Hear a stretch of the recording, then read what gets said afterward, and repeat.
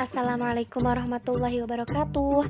Saya Siti Khadijah akan membahas tentang KBK.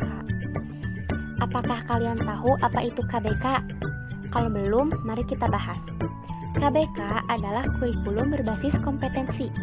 Kompetensi pada hakikatnya merupakan seperangkat kemampuan yang berupa pengetahuan, keterampilan, sikap, dan nilai-nilai yang dikuasai seseorang sehingga mampu dalam melaksanakan tugas-tugas di bidang pekerjaan tertentu. Menurut Depdiknas tahun 2002, kurikulum berbasis kompetensi adalah seperangkat rencana dan pengaturan tentang kompetensi dan hasil belajar yang harus dicapai oleh siswa, penilaian kegiatan belajar mengajar, dan pemberdayaan sumber daya pendidikan dalam mengembangkan kurikulum sekolah. Latar belakang munculnya KBK diawali dengan munculnya kebijakan pemerintah, diantaranya lahirnya Undang-Undang Nomor 22 Tahun 1999 tentang Pemerintahan Daerah, Undang-Undang Nomor 25 Tahun 2000 tentang Kewenangan Pemerintahan dan Kewenangan Provinsi sebagai daerah otonom, serta lahirnya TAP MPR Nomor 4 MPR 1999 tentang arah kebijakan pendidikan di masa depan. Di samping itu, rendahnya kualitas pendidikan merupakan faktor pendorong lain perlunya perubahan kurikulum dalam konteks reformasi pendidikan. Nah, selanjutnya tujuan KBK.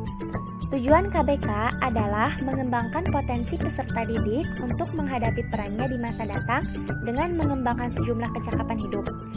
Kecakapan hidup adalah kecakapan yang dimiliki seseorang untuk mau dan berani menghadapi problem hidup dan kehidupan secara wajar, tanpa merasa tertekan. Kemudian, secara proaktif dan kreatif mencari dan menemukan solusi sehingga akhirnya mampu mengatasinya.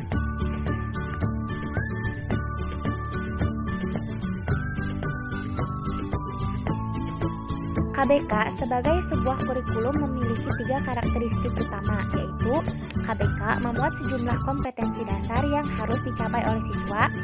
Implementasi pembelajaran dalam KBK menekankan kepada proses pengalaman dengan memperhatikan setiap keberagaman individu.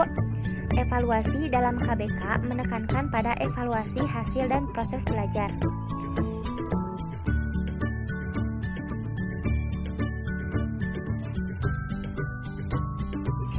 Selanjutnya, pengembangan KBK.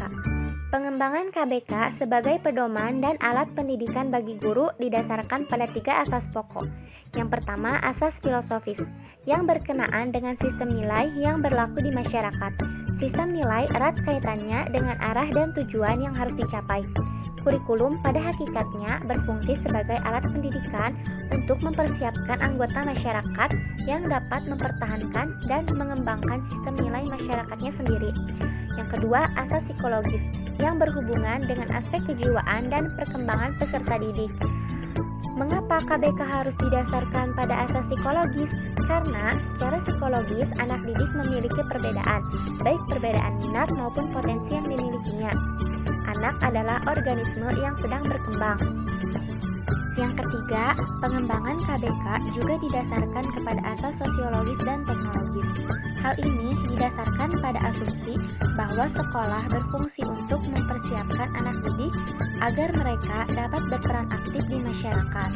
Oleh karena itu, kurikulum sebagai alat dan pedoman dalam proses pendidikan di sekolah harus relevan dengan kebutuhan dan tuntunan masyarakat.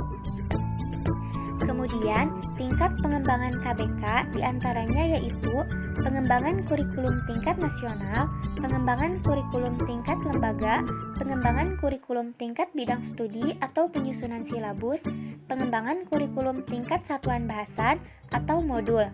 Adapun prinsip-prinsip pengembangan dan implementasi KBK yaitu pertama, prinsip-prinsip pengembangan.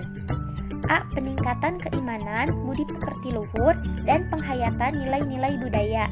B. Keseimbangan etika, logika, estetika, dan kinestetika. C. Penguatan integritas nasional.